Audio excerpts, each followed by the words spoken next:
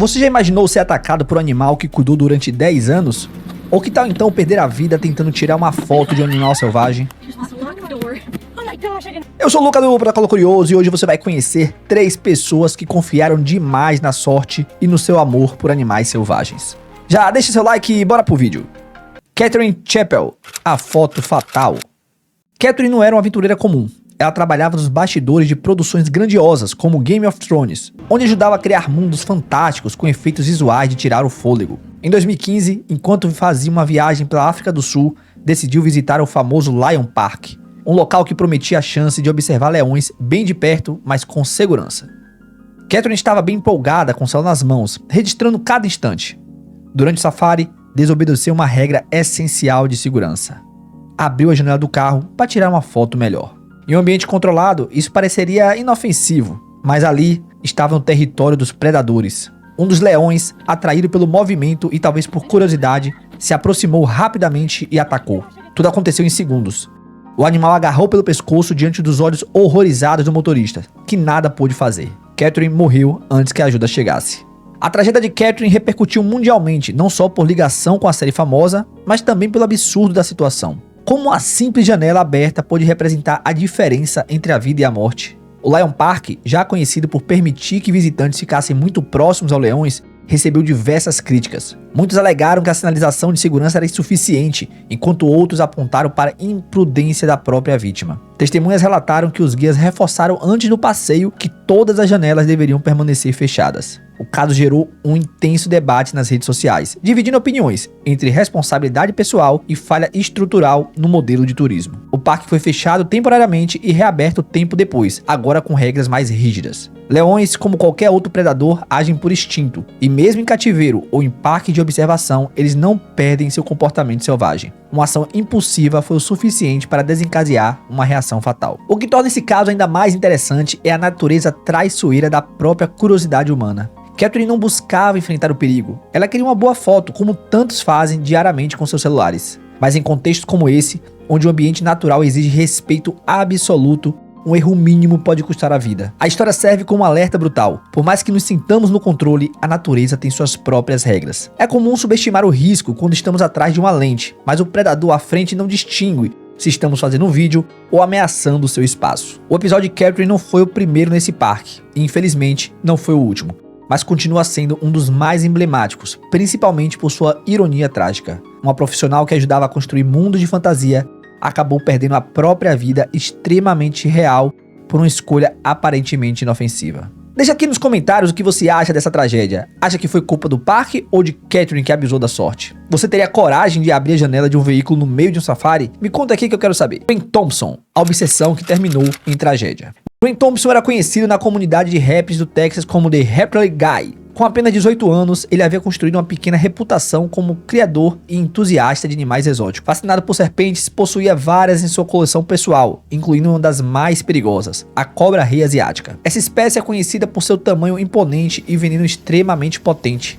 capaz de matar um elefante com uma única mordida. Grant gostava de compartilhar seus animais nas redes sociais e era respeitado por seu cuidado e conhecimento. No entanto, em 2015, sua paixão terminou de forma misteriosa e trágica. Ele foi encontrado sem vida dentro de seu carro em um estacionamento de uma loja de materiais para pets. Ao lado do corpo estava sua cobra-rei solta. A cena era assustadora. Marcas de mordida em seu corpo indicavam o óbvio. Ele havia sido envenenado por sua própria serpente. O caso chocou tanto os amantes de répteis quanto o público geral. Como alguém com tanto conhecimento comete um erro tão fatal? Inicialmente, muitos pensaram em acidente, mas a autópsia revelou uma realidade ainda mais perturbadora. A causa da morte foi suicídio por envenenamento. Sim, Grant havia deliberadamente provocado a mordida.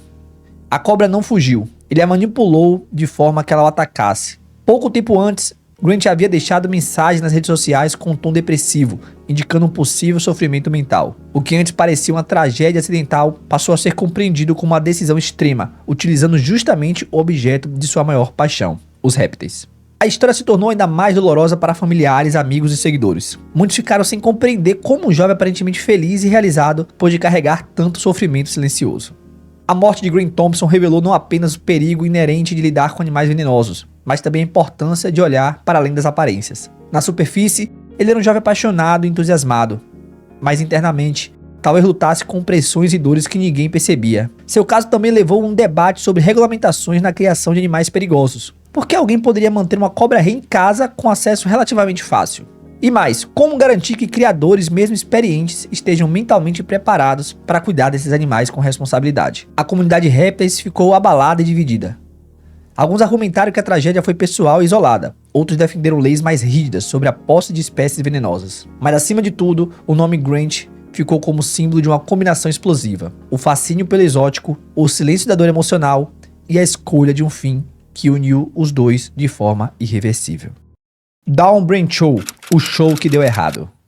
Dawn amava o que fazia. Desde pequena sonhava em trabalhar com animais marinhos e ao se tornar treinadora de orca no SeaWorld, na Flórida, ela havia realizado esse sonho. Era uma das funcionárias mais experientes do parque, com mais de 15 anos de atuação.